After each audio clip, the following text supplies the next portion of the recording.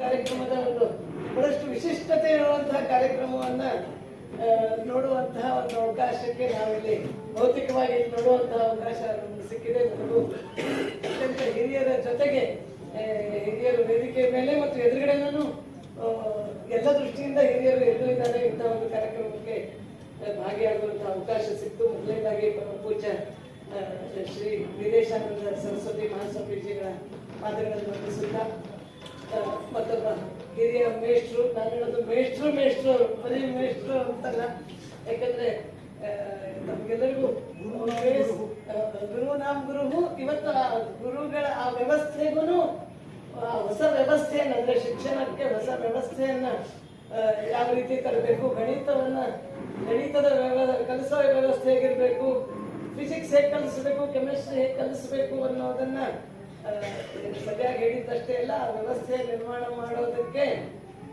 ಬೇಕಾಗಿರುವಂತಹ ತಂಡದ ಗುರುಗಳಾಗಿನೂ ಇವತ್ತು ಪ್ರೊಫೆಸರ್ ಎಚ್.ಎಸ್. ನಾಗರಾಜ್ ಅವರ ಮುಂದೆ ಇದ್ದಾರೆ. ಮತ್ತೊಬ್ಬ ಮೇಷ್ಟ್ರು, ನಾನು ಯೋಚನೆ ಮಾಡ್ತಿದ್ದೆ, ನಾನೇನು ಶಾಲೆಗೆ ಹೋಗೋ ಮೊದಲಿಂದನೇ ಅವಾಗನೇ ಅವ್ರ ಮೇಷ್ಟ್ರಾಗಿದ್ದು, ರಿಟೈರ್ ಆದ್ಮೇಲೆ ಮತ್ತೆ ಈ ಒಂದು 25 ವರ್ಷದ ತಮ್ಮ ಈ ಒಂದು ನಂಟನ್ನು ಬಿಡದೆ ಈ ವಯಸ್ಸಿನಲ್ಲೂ ಅದು ಗಣಿತದ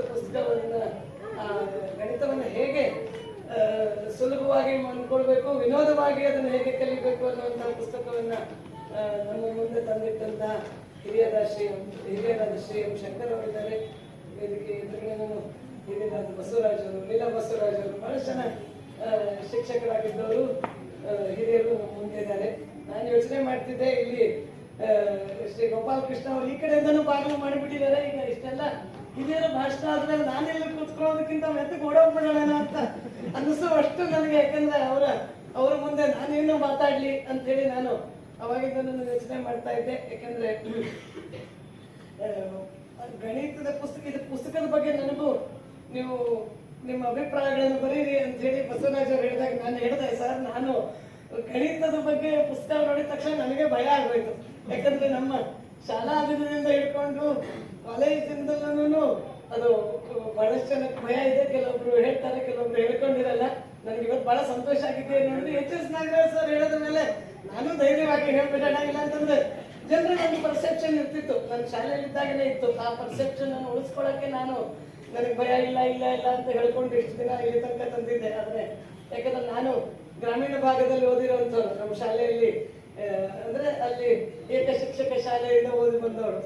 ಅಲ್ಲಿ ನಾವು ಹಳ್ಳಿಯಿಂದ ಬಂದಿರೋ ಬೇರೆ ವಿದ್ಯಾರ್ಥಿಗಳನ್ನ ಕಂಪೇರ್ ಮಾಡಿದ್ರೆ ನಮ್ದೇ ಗಣಿತ ಒಳ್ಳೇದು. ಯಾಕಂದ್ರೆ ನಮ್ಮ ಮನೆಯಲ್ಲೂ ನಮ್ಮ ತಾಯಿ ನಮ್ಮ ಬಗ್ಗೆ ಹೇಳುವಂತಿದ್ರು, ನಮ್ಮ ತಂದೆನೂ ಬೇರೆ ಸಂದರ್ಭದಲ್ಲೆಲ್ಲ ನಮ್ಗೆ ಊಟ ಮಾಡುವಾಗ ಓಡಾಡುವಾಗೆಲ್ಲ ಗಣಿತದ ಒಂದಿಷ್ಟು ಪ್ರಶ್ನೆಗಳನ್ನ ಕೇಳಿ ಒಂದಿಷ್ಟು ಗಣಿತ ಉಳಿದ ಮಕ್ಕಳಿಗಿಂತ ನಮ್ಮ ಚೆನ್ನಾಗಿ ಗಣಿತ ಬಂದಿದ್ರಿಂದ ಇವಳು ಗಣಿತದಲ್ಲಿ ಚೆನ್ನಾಗಿದ್ದಾಳೆ ಅಂತೇಳಿ ನಮ್ಮ ಶಾಲೆಯಲ್ಲಿ ಹೇಳ್ತಾ ಇದ್ರು. ನಂತರ ಹುಬ್ಬಳ್ಳಿಗೆ ಬಂದೆ. ಸ್ವಲ್ಪ ಅದು ದೊಡ್ಡ ಶಾಲೆ, ಅಲ್ಲೊಂದಿಷ್ಟು ಬೇರೆ ನಮ್ಗಿಂತ ಜಾಸ್ತಿ ಗೊತ್ತಿರೋ ಮಕ್ಕಳು ಇದ್ರು. ಅದು ಹಳ್ಳಿಯಿಂದ ಬಂದಿದ್ದಾರೆ, ಇವ್ರಿಗೆ ಗಣಿತ ಚೆನ್ನಾಗಿರುತ್ತೆ ಅನ್ನೋವಂಥ ಒಂದು ಪರ್ಸೆಪ್ಷನ್ ಹುಬ್ಬಳ್ಳಿಗೆ ಬಂದಾಗ. ಹೀಗಾಗಿ ಹಂಗೆ ಮುಂದೆ ಇಂಜಿನಿಯರಿಂಗ್ ಮಾಡಿದ್ದಾರೆ, ಹೀಗಾಗಿ ಗಣಿತ ಇರ್ತದೆ.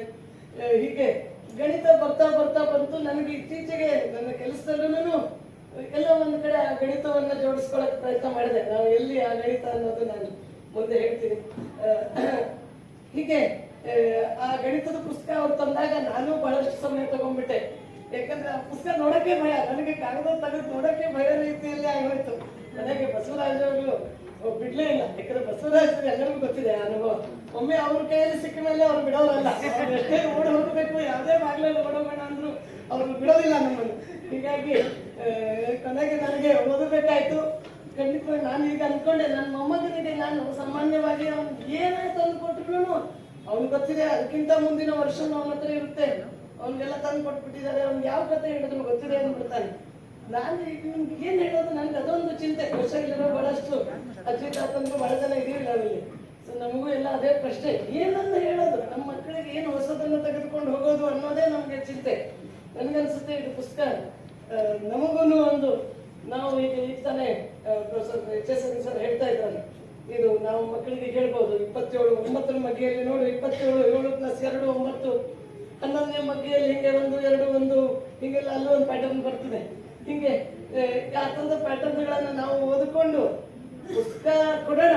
ಅದ್ರ ಪುಸ್ತಕಗಳು ಈಗ ನಮ್ಮ ಮಕ್ಕಳ ಹತ್ರ ಹೆಂಗೆ ಜೋಡಿಸಿಟ್ಟಿರ್ತಾರೆ, ಅದು ನನಗನ್ಸುತ್ತೆ ನಾವು ತಗೊಂಡು ಈ ಪುಸ್ತಕದಲ್ಲಿ ಓದ್ಕೊಂಡು ನನಗನ್ಸುತ್ತೆ ನಮ್ಮ ಮೊಮ್ಮಕ್ಕಳಿಗೆ ಹೇಳಲಿಕ್ಕೆ ಹೊಸ ವಿಷಯ ಬೇಕು, ಇನ್ನೋವೇಷನ್ ಬೇಕು. ಇಲ್ಲ ಅಂತಂದ್ರೆ ಅವ್ರು ನಮ್ಮ ಮಾತು ಕೇಳೋದಿಲ್ಲ. ಅಂದ್ರೆ ನಮ್ಮ ಜೊತೆಗೆ ಇರಲ್ಲ, ನಾವು ಅವ್ರ ಜೊತೆಗೆ ಇರ್ಬೇಕು ಅಂತ ನಮಗನ್ಸುತ್ತೆ. ಆದ್ರೆ ಅವ್ರಿಗೆ ಬೇರೆ ಬೇರೆ ಬಹಳಷ್ಟು ಅಟ್ರಾಕ್ಷನ್ಗಳಿದೆ. ಹೀಗಾಗಿ ಖಂಡಿತವಾಗಿಯೂ ಅದಕ್ಕಂತೂ ನಾನು ಅದನ್ನು ನೋಡ್ತಾ ಇದ್ದಾಗ ನನಗೆ ಅನಿಸಿದ್ದು. ಎರಡನೇದ್ದು, ಇವತ್ತು ಶಿಕ್ಷಣದ ಒಂದು ಭಾಗವಾಗಿ ನಾನು ಅಂದ್ರೆ ಮಕ್ಕಳಿಗೆ, ಹೈಸ್ಕೂಲ್ ಮಕ್ಕಳಿಗೆ, ಶಾಲಾ ಮಕ್ಕಳಿಗೆ, ಪ್ರೈಮರಿ ಮತ್ತು ಹೈಸ್ಕೂಲ್ ಶಾಲೆಗಳ ಜೊತೆಗೆ ಅದನ್ನು ಚೇತನ ಇವತ್ತು ಜೋಡಿಸ್ಕೊಂಡಿದೆ. ಕಳೆದ 23 ವರ್ಷದಿಂದ ಊಟ, ಅದಕ್ಕಿಂತ ಮೊದಲು ಆಟ ಪಾಠ, ಹೀಗೆ ಬೇರೆ ಬೇರೆ ಕಾರ್ಯಕ್ರಮವನ್ನು ಮಾಡ್ತಾ ಇದ್ವಿ. ಇತ್ತೀಚೆಗೆ ನಾನು 2 ಇಂಜಿನಿಯರಿಂಗ್ ಯೂನಿವರ್ಸಿಟಿಯ ಜೊತೆಗೂ ನಮ್ಮ ಒಡನಾಟ ಹೆಚ್ಚಾದಂತಹ ಸಂದರ್ಭದಲ್ಲಿ ಒಂದು ಪ್ರಶ್ನೆ, ಅದಕ್ಕೆ ಮತ್ತೆ ಭಾರತವೇ, ಎಲ್ಲ ಪ್ರಶ್ನೆಗಳಿಗೂ ಭಾರತವೇ ಉತ್ತರ ಕೊಟ್ಕೊಂಡು ಬಂದಿದೆ, ಮುಂದೆನೂ ಕೊಡಬೇಕಾಗಿದೆ.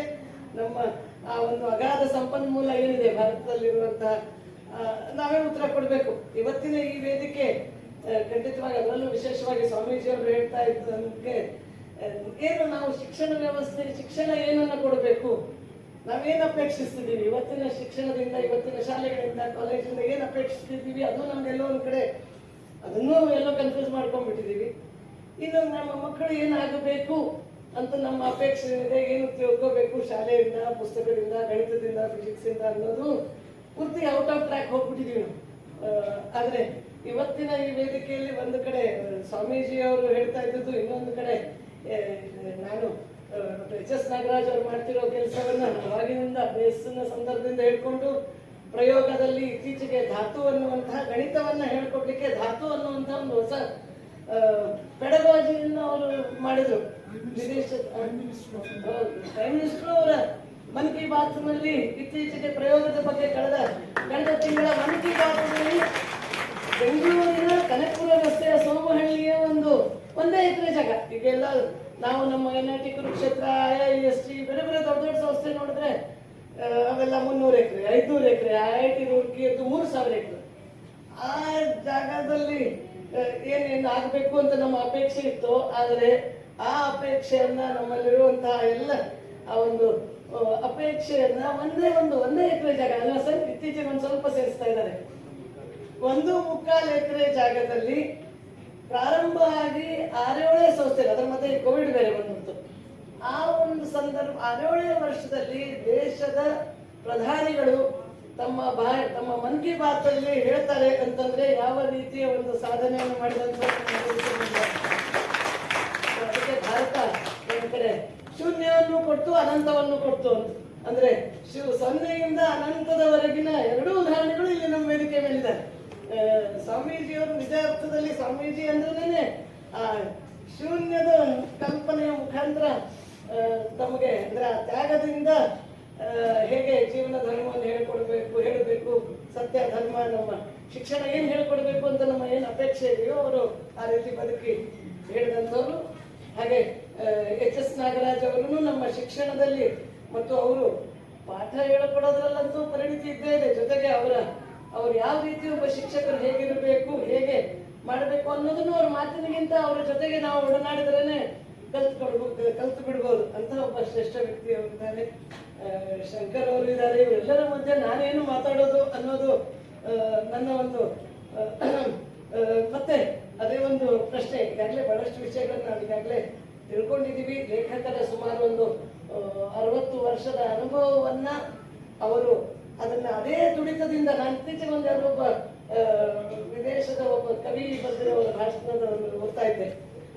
ಆಕೆ ಹೇಳ್ತಾಳೆ, ಅವ್ರು ಏನಾದ್ರೂ ಒಂದು ಕವನ, ಒಂದು ವಿಷಯ ಬೆನ್ನು ಹತ್ತಿ ಓಡಿ ಬಂದಂಗೆ ಅನಿಸ್ತಾ ಇತ್ತಂತೆ. ಅದು ಎಲ್ಲಿವರೆಗೆ ನಾನು ಕಾಗದ ಪೆನ್ನು ತಗೊಂಡು ಬರೆಯೋವರೆಗೂ ಅಲ್ಲಿವರೆಗೆ ಆ ತುಡಿತ, ಒತ್ತಡ ನನಗೆ ತಡೆಯಕ್ಕಾಗ್ತಿರ್ಲಿಲ್ಲ. ಹಂಗೆ ನನ್ನ ಎಲ್ಲ ಕವನಗಳು ಬಂತು ಅಂತ ನನಗೆ ಅದೇ ತರ ಅನಿಸ್ತು. ಬಹುಶಃ ಶಂಕರ್ ಅವರು ಇನ್ನೇನು ಅವರು ಹೇಳಿಕೊಡ್ಬೇಕು, ಮಕ್ಕಳಿಗೆ ಇದು ಗೊತ್ತಾಗಬೇಕು ಅನ್ನುವಂತ ಏನು ತುಡಿತಾ ಇದೆ. ನಮ್ಮ ಮಕ್ಕಳು ಇದನ್ನು ತಿಳ್ಕೊಳ್ಬೇಕು, ಗಣಿತವನ್ನ ಕಷ್ಟ ಅಲ್ಲ, ಅದನ್ನ ಸುಲಭವಾಗಿ ಅವ್ರು ಅರ್ಥ ಮಾಡ್ಕೊಳ್ಬೇಕು ಅನ್ನೋ ಆ ತುಡಿತ ಬಹುಶಃ ಅವ್ರಿಗೆ ಆ 4 ವರ್ಷ ಆ ತುಡಿತ, ಆ ಒತ್ತಡ ಪುಸ್ತಕ ಮಾದರಿಯಲ್ಲಿ ನಿಜವಾಗಿಯೂ ಬಿಡುಗಡೆ ಆಗಿದೆ.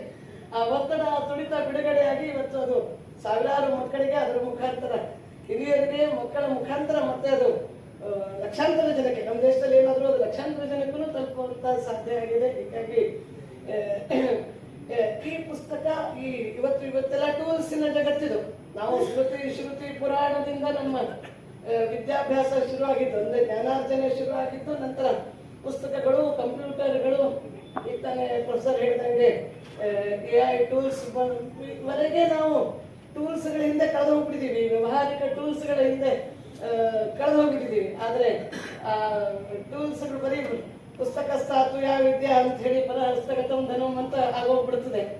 ಕೊನೆಗೆ ನಮಗೆ ಅದು ಅರ್ಥ ಆಗೋ ರೀತಿಯಲ್ಲಿ ಮಾಡುವಂತಹದ್ದು, ಈ ವಿಷಯವನ್ನು ತಿಳಿದುಕೊಳ್ಳೋದು ಅದು ಅಷ್ಟೇ ಮುಖ್ಯ.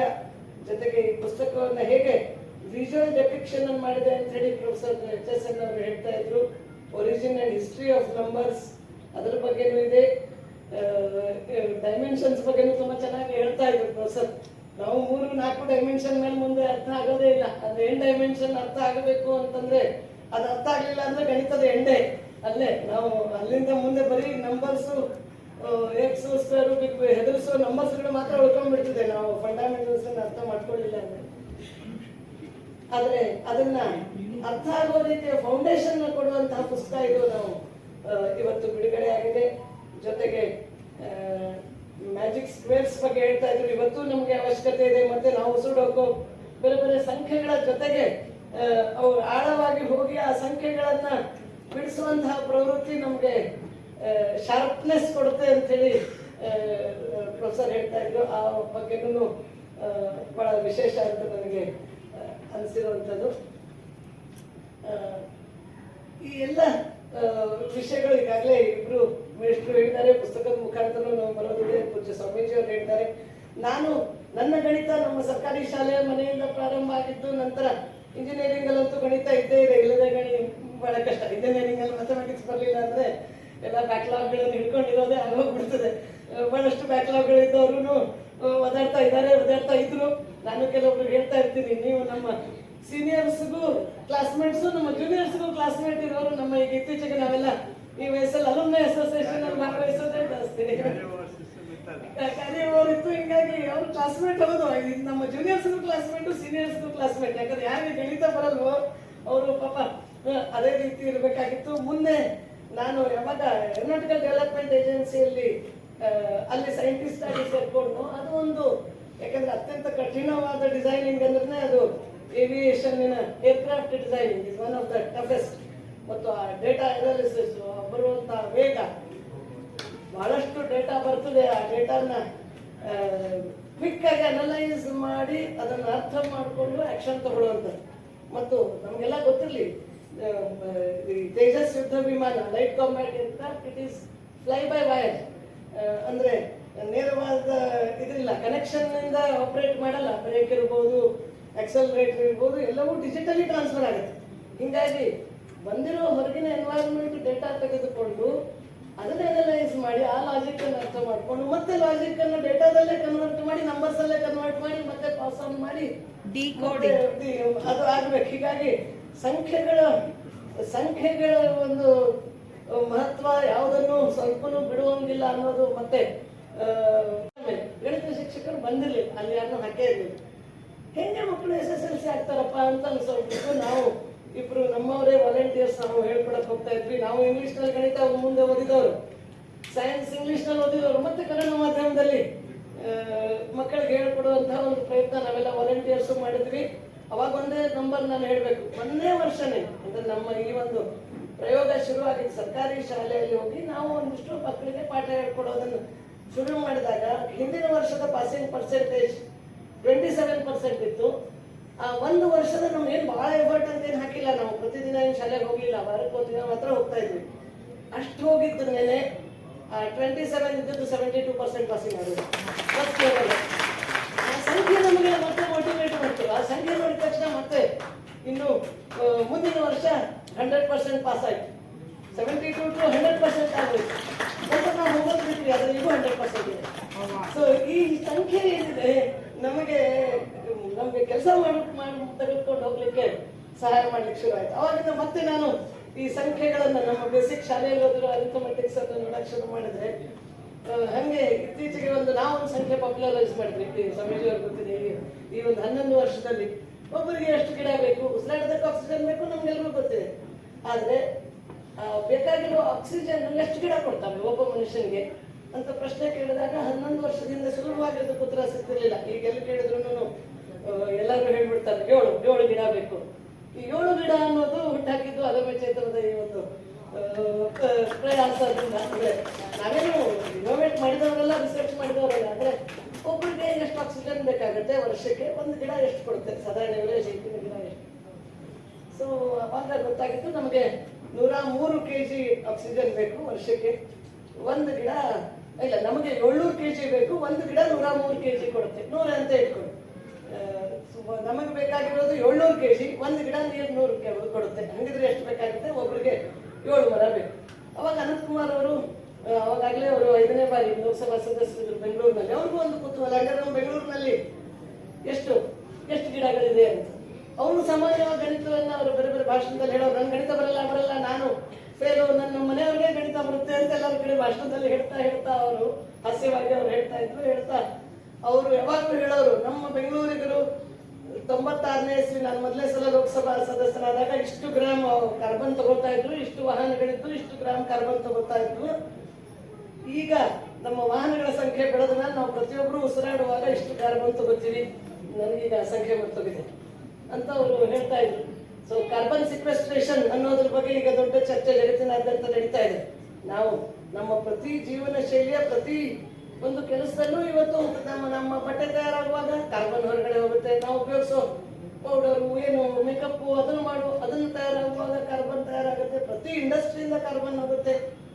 ಎಲೆಕ್ಟ್ರಿಸಿಟಿ ಅಂತೂ ಬೇಕಾದಷ್ಟು ಒಂದು ಕಾರ್ಬನ್ ಇವತ್ತು ಒಂದಿಷ್ಟು ಎಲೆಕ್ಟ್ರಿಸಿಟಿ ನಮ್ಗೆ ಇಲ್ಲಿ ತನಕ ಮೈನಿಂಗ್ ಇಂದ ಹಿಡ್ಕೊಂಡು, ಕೋಲ್ ಮೈನಿಂಗ್ ಇಂದ ಹಿಡ್ಕೊಂಡು, ಥರ್ಮಲ್ ಎಲೆಕ್ಟ್ರಿಸಿಟಿ ಜನರೇಷನ್ ಇಂದ ಹಿಡ್ಕೊಂಡು, ಟ್ರಾನ್ಸ್ಮಿಷನ್ ಲಾಸ್ ಅನ್ನು ಲೆಕ್ಕಕ್ಕೆ ಹಿಡ್ಕೊಂಡು ನಮ್ಗೆ ಇಲ್ಲಿ ಬರುವಂತ ಈ ಲೈಟ್ಗಳು ಇಲ್ಲಿದ್ದಾಗ ಬಹಳ ಏನು ಕಾರ್ಬನ್ ಕೊಡಲ್ಲ, ಬಹುಶಃ ಏನೂ ಇಲ್ಲ ಅಲ್ವಾ ಸರ್? ಇಲ್ಲಿದ್ದಾಗ ಏನು ಕಾರ್ಬನ್ ಎಮಿಷನ್ ಬಹಳ ಕಡಿಮೆ, ಮೈನ್ಯೂಟ್ ಇರ್ಬೋದು. ಆದ್ರೆ ಹೀಗಾಗಿ ನಮ್ಗೆ ಬಹಳ ಚೆನ್ನಾಗಿ ಅನ್ಸುತ್ತೆ. ಆದ್ರೆ ಅದ್ರ ಹಿಂದಿನ ಕಥೆ ಆ ಸಂಖ್ಯೆ ನೋಡ್ಬಿಟ್ರೆ ಪರ್ ಯೂನಿಟ್ ಎಲೆಕ್ಟ್ರಿಸಿಟಿ ಜನರೇಷನ್ ಆಗುವಾಗ ಎಷ್ಟು ಕಾರ್ಬನ್ ಹೊರಗಡೆ ಬರ್ತದೆ, ಅದು ಒಂದು ಸಂಖ್ಯೆ. ಈಗ ಆ ಸಂಖ್ಯೆ ಬರಲ್ಲ. ಅನಂತಕುಮಾರ್ ಅವರು ಅದೇ ಕುತೂಹಲ ಆಯ್ತು. ಹಾಗಿದ್ರೆ ಒಂದ್ ಕಡೆ ಕಾರ್ಬನ್ ಸಂಖ್ಯೆ ಬೆಳೀತಾ ಇದೆ, ಕಾರ್ಬನ್ ನಾವೇನು ಉಸಿರಾಡುವಂತದ್ದು, ಮತ್ತು ಬೆಂಗಳೂರಿನಲ್ಲಿ ಗಿಡಗಳು ಎಷ್ಟಿದೆ ಅಂತ ಅವ್ರು ಲೆಕ್ಕ ಹಾಕಿದ್ರೆ ಅವಾಗ ಇನ್ನೊಂದು ಸಂಖ್ಯೆ, ಅವಾಗ 1 ಕೋಟಿ ಜನಸಂಖ್ಯೆ ಇತ್ತು. ಈಗ 140 ಮೇಲೆ ದಾಟಿದೆ ಬೆಂಗಳೂರಿನ. 1 ಕೋಟಿ ಜನಸಂಖ್ಯೆಗೆ ಅವಾಗ ಇದ್ದಿದ್ದು 14,600,000 ಗಿಡಗಳು. ಅಂದ್ರೆ 1 ಕೋಟಿ ಡಿವೈಡೆಡ್ ಬೈ 1:7 ಇರಬೇಕಾಗಿತ್ತು, 7:1 ಇದೆ.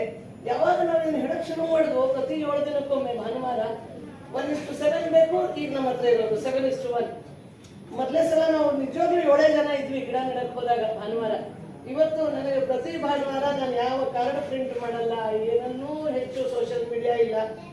100ಕ್ಕಿಂತ ಹೆಚ್ಚು ಸಂಖ್ಯೆಯ ಯುವತಿಯರು, ಅಂದ್ರೆ ನಮ್ಮ ವಯಸ್ಸಾರಲ್ಲ, ಯುವತಿಯರು ಭಾನುವಾರ ಬರ್ತಾ ಇದ್ದಾರೆ, ಗಿಡ ನೆಡಕ್ ಬರ್ತಾರೆ, ವಾಲಂಟಿಯರ್ಗೆ ಬರ್ತಾರೆ. ನಾವು ಅಲ್ಲಿ ಉಪ್ಪಿಟ್ಟು ಕಾಫಿ ಕೊಡ್ತೀವಿ. ಪಾಪ ಅವ್ರು ಉಪ್ಪಿಟ್ಟು ಕಾಫಿಯಿಂದ ಅವ್ರಿಗೆ ಇಷ್ಟ ಆಗಲ್ಲ, ಆದ್ರೂ ಅವ್ರು ಉಪ್ಪಿಟ್ಟು ಕಾಫಿ ತಿಂದು ಗಿಡ ನೆಡಕ್ಕೆ ಬರ್ತಾ ಇದ್ದಾರೆ. ಅದಕ್ಕೆ ನನಗೆ ಅನ್ಸುತ್ತೆ ಕಾರಣವೇ ಈ ಸಂಖ್ಯೆ 1:7.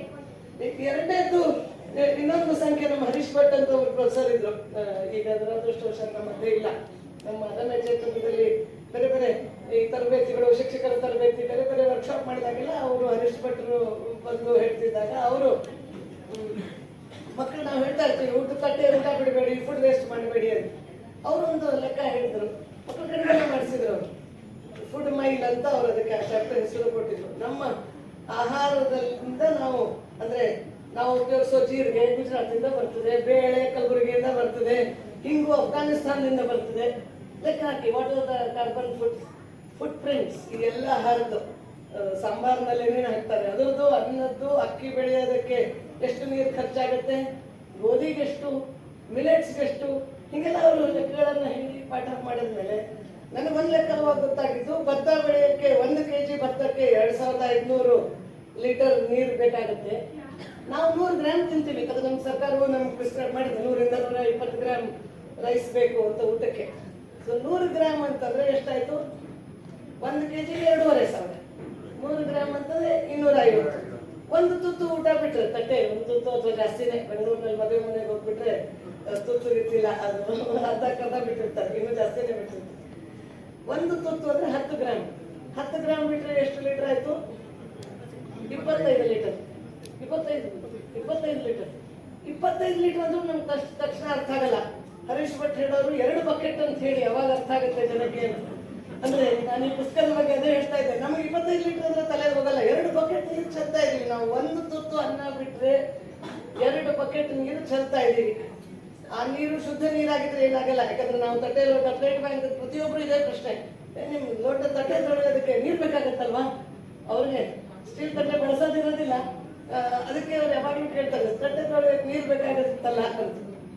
ನಾವು ಅವ್ರಿಗೆ ಉತ್ತರ ಹೇಳ್ತಾ ಇರ್ತೀವಿ, ಅದು ನೀರು ನಿಮ್ಗೆ ತಟ್ಟೆ ಮಾಡಕ್ಕೂ ಪೇಪರ್ ಗ್ಲಾಸ್ ಮಾಡೋದಕ್ಕೂ ನೀರು ಬೇಕು. ಆ ನೀರಿನಲ್ಲಿ ಬ್ಲೀಚ್ ಸೇರ್ಕೊಳ್ಳುತ್ತೆ, ಕೆಮಿಕಲ್ ಸೇರ್ಕೊಳ್ಳುತ್ತೆ. ನೀವು ನಿಮ್ಮ ಲೋಟವನ್ನ ಏನಾದ್ರೂ ಬೂದಿಯಿಂದನೋ ಅಥವಾ ಕೆಮಿಕಲ್ ರಹಿತ ಸೋಪುಗಳು ಬಂದಿದೆ ಅದನ್ನ ಬಳಸಿ ತೊಳೆದು ಬಿಟ್ರೆ ಅಂತೂ ಆ ನೀರು ಮತ್ತೆ ವಾಪಸ್ ನಾವು ಅದು ಭೂಮಿಯಲ್ಲಿ ಸೇರ್ಕೊಳ್ಳುತ್ತದೆ. ಅದು ಮತ್ತೆ ಉಪಯೋಗಕ್ಕೆ ಬಂದೇ ಬರುತ್ತೆ. ಅದು ವೇಸ್ಟ್ ಅಲ್ಲ, ಬಿಸಾಕಿದ್ದಲ್ಲ. ಆದ್ರೆ ನಾವು ಇವತ್ತು ಭತ್ತ ಹೆಂಗ್ ಬೆಳೀತಾರೆ ನಮ್ಗೆ ಗೊತ್ತಿದೆ. ಬೇಕಾದಷ್ಟು ಯೂರಿಯಾ ಹಾಕಿರ್ತಾರೆ, ಬೇಕಾದಷ್ಟು ಪೆಸ್ಟಿಸೈಡ್ಸ್ ಇರುತ್ತೆ. ಹೀಗಾಗಿ ಆ ನೀರಲ್ಲಿ 2 ಬಕೆಟ್ ನೀರು ಚೆಲ್ತಾ ಇದ್ದೀರಾ 1 ತುತ್ತು ಅನ್ನಕ್ಕೆ. ಇನ್ನು ಡೀಸೆಲ್, ಪೆಟ್ರೋಲ್, ಬೇರೆ ಬೇರೆ ಎಲ್ಲ ಲೆಕ್ಕ ಬಿಡಿ. ಈ ಲೆಕ್ಕ ಹೇಳಿದ ತಕ್ಷಣ ನಾವು ಬೆಳಿಗ್ಗೆ ಉಪಹಾರ ಬಂದ ತಕ್ಷಣ ಉಪಹಾರ ಕೊಡ್ತಿದ್ವಿ ವರ್ಕ್ಶಾಪ್ಗೆ. ಅದಾದ್ಮೇಲೆ ಈ ಪಾಠ, ಈ ತರದ್ದು ಬೇರೆ ಬೇರೆ ಪಾಠ, ಅದಾದ್ಮೇಲೆ ಊಟ. ಉಪಹಾರ ಆದ್ಮೇಲೆ 1 ಬಕೆಟ್ ಅಷ್ಟು ಚೆಲ್ಲಿರ್ತಿದ್ರು. ಅದೇ ಅಡುಗೆಯವನು ಅದೇ ಅಡುಗೆ ಅವರೇನೇನೆ ಇನ್ನೇನು ಸ್ವಲ್ಪ ರುಚಿಯಲ್ಲಿ ಹೆಚ್ಚು ಕಡಿಮೆ ಇರುತ್ತೆ ಅಷ್ಟೇ ಬೆಳಿಗ್ಗೆ ತಿಂಡಿ ಮತ್ತು ಮಧ್ಯಾಹ್ನ ಊಟದಲ್ಲಿ. ಆದ್ರೆ ಮಧ್ಯಾಹ್ನ ಊಟ ಆದ್ಮೇಲೆ ಯಾರೂ ಅಲ್ಲಿ ನಾವು ಏನು ಡಸ್ಟ್ಬಿನ್ ಇಟ್ಟಿರೋ ಯಾರು ಏನು ಹಾಕಲ್ಲ. ಅದು 0. ಇದು ಸಂಖ್ಯೆ ಹೇಳಿದ್ದು. 2 ಬಕೆಟ್ ನೀರು ಚೆಲ್ಲೋದು 25 ಲೀಟರ್ ಅಂತ. ಅವಾಗ ನಾವು ಮಕ್ಕಳಿಗೆ 2,500 ಲೀಟರ್ ಭತ್ತ, 1 ಭತ್ತ ಬೆಳೆಯೋಕೆ, ಮಿಲೆಟ್ ಬೆಳೆಯೋದಕ್ಕೆ 750 ಸಾಕು. ಇದೆಲ್ಲ ಮುಂದಿನ ಭಾಗ. ಇನ್ನೂ ಒಂದಕ್ಕೆ ಬರ್ತೇನೆ, ಸ್ವಲ್ಪ ಜಾಸ್ತಿ ಇದಾವೆ. ಅದು ನನಗನ್ನಿಸ್ತು ಒಂದಿಷ್ಟು ಹೇಳ್ಬಿಡಲ್ಲ. ಇನ್ನೊಂದು 2-3 ಸಂಖ್ಯೆಗಳನ್ನು ಹೇಳ್ಬಿಡ್ತೀನಿ. 3ನೇ ಸಂಖ್ಯೆ ಇಲ್ಲಿ ಪೂರ್ಣಪ್ರಜ್ಞೆ ಅವರು ಇದ್ದಾರೆ. ನಾನು ಅವರು ಈ ಕೋವಿಡ್ ಸಂದರ್ಭದಲ್ಲಿ ನಮಗೂ ಒಂದಿಷ್ಟು ಹೊಸ ಈ ಸೋಷಿಯಲ್ ವರ್ಕ್ ಅಲ್ಲಿ ಹೊಸ ಆಯಾಮಗಳನ್ನು ತರಬೇಕು. ಇನೋವೇಷನ್ ಇಲ್ಲ ಅಂತಂದ್ರೆ ನಾವು ವಾಲಂಟಿಯರ್ಸ್ ತರಕ್ಕಾಗಲ್ಲ, ನಮಗೆ ನಾವು ನಮ್ಮ ಕೆಲಸದಲ್ಲಿ ಉತ್ಸಾಹವನ್ನು ಉಳಿಸ್ಕೊಳಕ್ಕಾಗಲ್ಲ. ಹೀಗಾಗಿ ನಾವು ಒಂದಿಷ್ಟು ಇನೋವೇಟಿವ್ ಪ್ರಾಜೆಕ್ಟ್ಸ್ ಗಳನ್ನ ಚಿಕ್ಕದನ್ನೇ ನಾವು ರೋಲ್ ಔಟ್ ಮಾಡ್ತಾ ಇರ್ತೀವಿ. ನಾವು ಒಂದು ಕೋವಿಡ್ ಸಂದರ್ಭದಲ್ಲಿ ನಾವು ಈ ಗ್ರೋಸರಿ ಕಿಟ್ಗಳನ್ನು ಕೊಡ್ತಾ ಇದ್ವಿ ಬೇರೆ ಬೇರೆ. ಅವಾಗ ಒಬ್ಬ ಮನೆಯಲ್ಲಿ ಅಪ್ಪ, ಗಂಡ, ಹೆಂಡತಿ 2 ಮಕ್ಕಳಿದ್ರೆ ಅವ್ರಿಗೆ ಕೊಡುವಂತ ಈ ಕಿಟ್ ಏನಿರಬೇಕು ಅಂತೆಲ್ಲ ಲೆಕ್ಕ ಹಾಕ್ತಿದ್ದಾಗ ನ್ಯೂಟ್ರಿಷನ್ ಬಗ್ಗೆ ದೊಡ್ಡ ಚರ್ಚೆ ನಡೀತಾ ಇದೆ ಇವತ್ತು.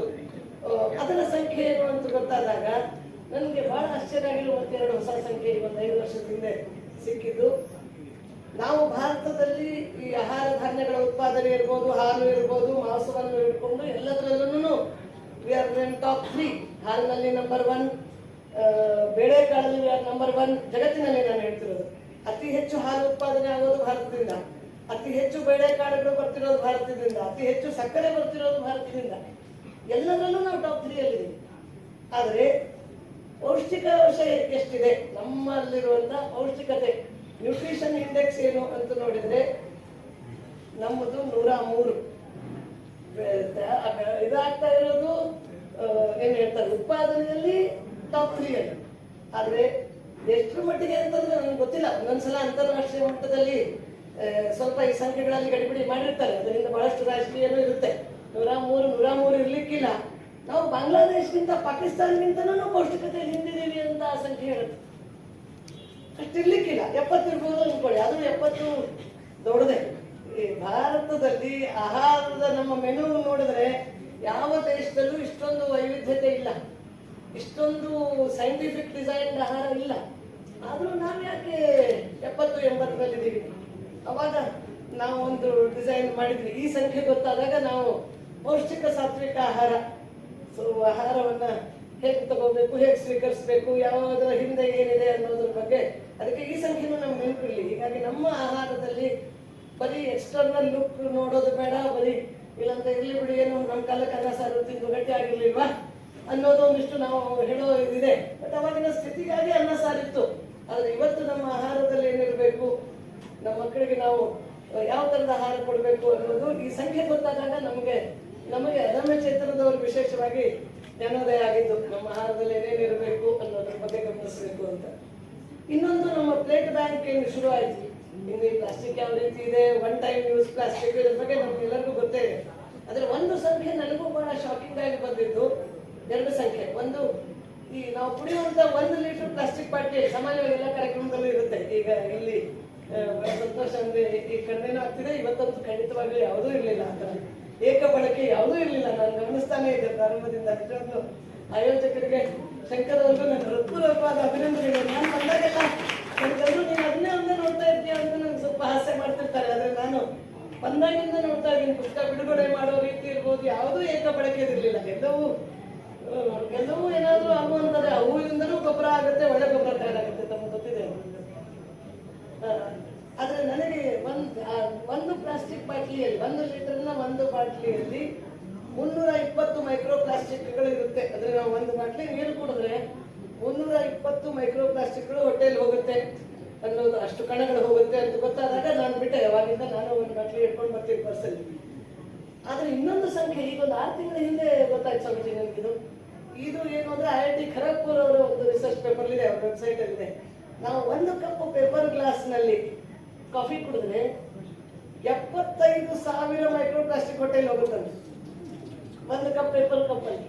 ನಾನು ಆ ಪೇಪರ್ ತಯಾರಿಕೆ, ಗಿಡ ಕತ್ತರಿಸ್ತಾರೆ, ಬ್ಲೀಚ್ ಉಪಯೋಗಿಸ್ತಾರೆ, ಅದು ಯಾವ ಬಗ್ಗೆನೂ ಮಾತಾಡ್ತಾ ಇಲ್ಲ. ನಮ್ಮ ಹೊಟ್ಟೆಯಲ್ಲೇ 75,000 ಮೈಕ್ರೋ ಪ್ಲಾಸ್ಟಿಕ್ ಹೋಗುತ್ತಂತೆ ಅಂತ ಅವ್ರು ಹೇಳಿದ್ದಾರೆ. ನಾನು ನಮ್ಮ ಪೋಸ್ಟರ್ ಮಾಡಿದ್ದೀವಿ ನಾವು. ನನಗೆ ಯಾಕೋ 75,000 ನಂಬಕ್ಕಾಗದೆ ನಾನು 25,000 ಅಂತ ಪೋಸ್ಟರ್ ಬರೆದಿದ್ದೀನಿ. ಅದು 25,000 ಕಡಿಮೆ ಇಲ್ಲ ಒಂದು ಪೇಪರ್ ಗ್ಲಾಸ್ ಅಲ್ಲಿ. ಅವಾಗಿಂದ ನಾವು ಪೇಪರ್ ಗ್ಲಾಸ್ ಅನ್ನ ದಯವಿಟ್ಟು ಬಿಟ್ಟುಬಿಡಿ, ಬೇಕಾದ್ರೆ ಕಾಫಿನೇ ಬಿಟ್ಟುಬಿಡಿ, ಆದ್ರೆ ಪೇಪರ್ ಗ್ಲಾಸ್ ಅನ್ನು ಮಾತ್ರ ಕುಡಿಬೇಡಿ ಅನ್ನೋದು. ಇದು ಇನ್ನೊಂದು ಸಂಖ್ಯೆ ನಮ್ಗೆ ನೆನಪಿರ್ಲಿ. 1 ಲೋಟದಲ್ಲೇ 25,000 ಅಂದ್ರೆ 75. ನೀವು ಯಾವ್ದನ್ನ ಇಟ್ಕೊಳ್ತೀರೋ ಇಟ್ಕೋಬಹುದು. ಇನ್ನು ಕೊನೆಯದೊಂದು, ಇದು ಇತ್ತೀಚಿನ ಒಂದು ಸಂಖ್ಯೆ, ಇದು ಮತ್ತೊಂದು ಆಘಾತಕಾರಿ ಸಂಖ್ಯೆ. ಅದನ್ನು ಹೇಳಿಬಿಟ್ಟು ನಾನು ಮುಗಿಸ್ತೀನಿ. ಇತ್ತೀಚೆಗೆ ಒಂದು 2 ತಿಂಗಳಿಂದ ಮತ್ತೊಂದು ವಿದೇಶಿ ಸಂಸ್ಥೆ ಒಂದು ಸರ್ವೆ ಮಾಡಿದ್ದಾರೆ. ಭಾರತದ ಅಂದ್ರೆ ಅವರು ಜಗತ್ತಿನ ಬೇರೆ ಬೇರೆ ದೇಶಗಳದ್ದು ಮಾಡಿದ್ದಾರೆ. ಭಾರತದ ಸ್ಯಾಂಪಲ್ ಏನು ಅಂತಂದ್ರೆ 50 ವಯಸ್ಸಿನ ಮೇಲಿನವರು 70,000 ಜನ ತಗೊಂಡಿದ್ರಂತೆ. 30-35 ಒಳಗಿನವರು 70,000 ಜನರ ಮೆಂಟಲ್ ಹೆಲ್ತ್ ಬಗ್ಗೆ, ಅಂದ್ರೆ ಅವರ ಡಿಸಿಷನ್ ಮೇಕಿಂಗ್ ಇರ್ಬೋದು, ಕಾಮ್ನೆಸ್ ಇರ್ಬೋದು, ಸಾಂದರ್ಭಿಕವಾಗಿ ಎಷ್ಟು ಬೇಗ ಸೆಟ್ ಆಗುತ್ತೆ ಅನ್ನೋದು, ಈ ಥರದ್ದೇನೋ ಅವರ ಪ್ಯಾರಾಮೀಟರ್ಸ್ಗಳು ಇರ್ತಾರೆ.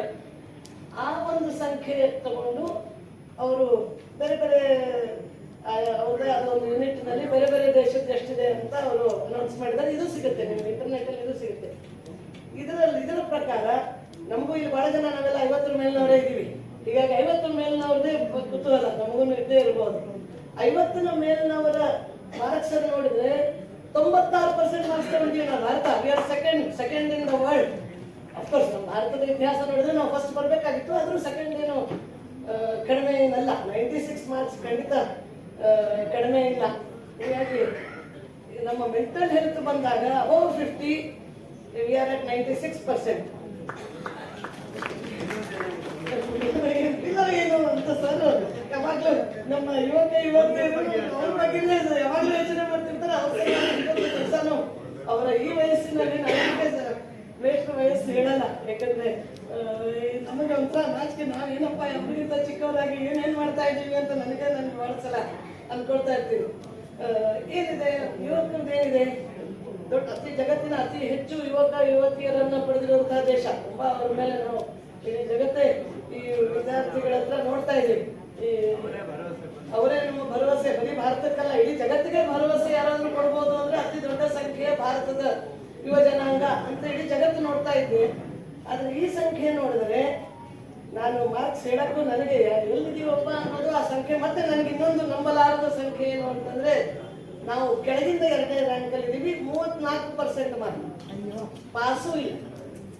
ಇದು ಇವತ್ತಿನ ನಮ್ಮ ಯುವ ಜನಾಂಗದ ಮಾನಸಿಕ ಒಂದು ಏನು ವೆಲ್ನೆಸ್ ಅಂತ ಹೇಳಿದ್ರು ಅದು ಮಾರ್ಕ್ಸ್. ಇದರಲ್ಲೂ ನಾವು ಒಂದು ಸ್ವಲ್ಪ ಫ್ಯಾಕ್ಟರೈಸ್ ಮಾಡೋಣ. ವಿದೇಶಿಗಳು ನಮ್ಮನ್ನ ಕೆಳಗಡೆ ತಳ್ಳೋದಕ್ಕೆ ಒಂದಿಷ್ಟು ಸಂಖ್ಯೆಗಳಲ್ಲಿ ಏರುಪೇರು ಮಾಡಿರ್ತಾರೆ. ಎಷ್ಟೇ ಮಾಡಿದ್ರು ಟ್ರೆಂಡ್ ಏನಿದೆ, trend is at lower side.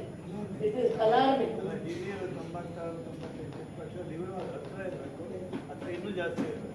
ಅಥವಾ ನಾವು ಅವ್ರ ವಯಸ್ಸಲ್ಲಿ ನಾವು ಹಂಗಿದ್ದು ಈಗ ಒಂದ್ ಸ್ವಲ್ಪ ಎಲ್ಲ ಜಗತ್ತು ನೋಡ್ಬಿಟ್ಟು ಸ್ವಲ್ಪ ಹಿಂಗೆ ಬಂದಿದೀವೋ ನನಗೆ ಗೊತ್ತಿಲ್ಲ. ಆದ್ರೆ ಇಟ್ ಈಸ್ ಅಲಾರ್ಮಿಂಗ್.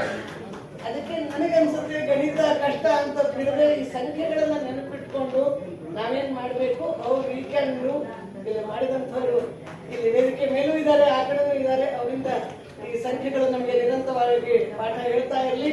ಸಂಖ್ಯೆಗಳು ನಮ್ಮ ಜೀವನದ ಸಂಪನ್ಮೂಲಗಳಾಗ್ತಾ ಇರಲಿ ಅಂತ ಹೇಳ್ತಾ ಮತ್ತೊಮ್ಮೆ ಎಲ್ಲ ಹಿರಿಯರಿಗೂ ವಂದಿಸಿ